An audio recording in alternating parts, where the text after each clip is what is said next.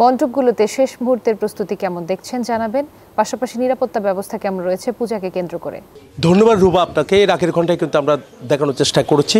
দেখতে পাচ্ছেন যে পুজোর যে মণ্ডপগুলো আমরা একটু দেখানোর চেষ্টা করছি। মণ্ডপগুলো একেবারে রব শেষ মুহূর্তের যে প্রস্তুতি তারা শেষ করেছে। আমরা দেখতে পাচ্ছি কোনো মণ্ডপে প্রতিমা নিয়ে আসা হয়েছে, বসানো হয়ে গেছে, যেহেতু আগামীকাল ষষ্ঠী পুজোর মধ্য দিয়ে কিন্তু শারদীয় দুর্গোৎসব সনাতন ধর্মাবলম্বীদের এই উৎসবের সূচনা শুরু হবে।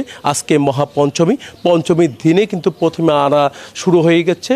তো বিভিন্ন মণ্ডপে কিন্তু এখন অপেক্ষা আছে পূজার্থীরা। তো মা দুর্গা যখন আসবে তখন পুজো করবে, এমন একটা আনন্দ ঘন পরিবেশ কিন্তু সৃষ্টি হয়ে গেছে।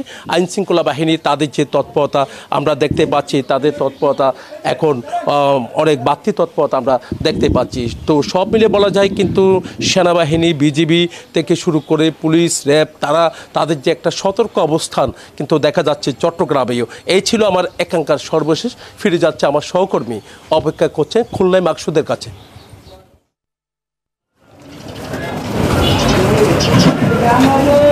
জি ধন্যবাদ জয়। আমরা এই মুহূর্তে অবস্থান করছি খুলনা কালীবাড়ি মন্দিরে এর সামনে। এই মন্দিরটি আসলে শত বছরের পুরাতন একটি মন্দির এবং এখানে কিন্তু ঢাক, ডোল, শাঁখা এবং শঙ্খের আওয়াজে কিন্তু মুখরিত হয়ে উঠেছে এই মন্দির প্রাঙ্গণ। এখানে কিন্তু সকাল থেকেই অসংখ্য ভক্ত এসেছে, পূজারী এসেছে এবং ব্যাপক সাজসজ্জার মধ্যে দিয়ে কিন্তু আনন্দঘন পরিবেশে এই সনাতনী ধর্মীয় উৎসবটি এখানে উদযাপিত হচ্ছে। এটা একেবারে বাজারের মধ্যে, এক পুরাতন বাজার রোডে কালীবাড়িতে এই মন্দিরটি অবস্থিত।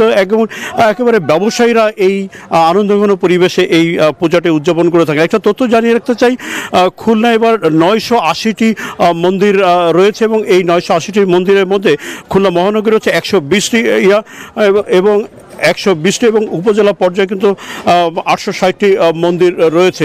এখানে শান্তিপূর্ণভাবে উৎসবমুখর পরিবেশেই কিন্তু আসলে এই পুজো উদযাপিত হচ্ছে এবং এই পূজা শুরু হবে আজকে কিন্তু সন্ধ্যায়। এই সন্ধ্যায় বেল পাতার মধ্যে দিয়ে দেবীর বোধন করা হবে এবং